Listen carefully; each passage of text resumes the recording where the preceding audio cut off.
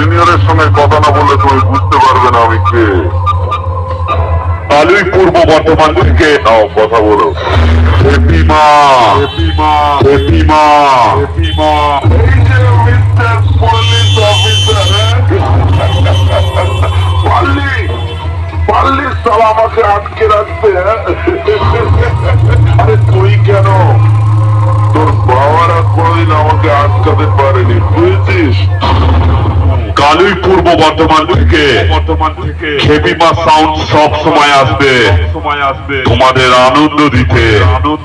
আর পৃথিবীতে এমন কোন জেল নেই রে তারা।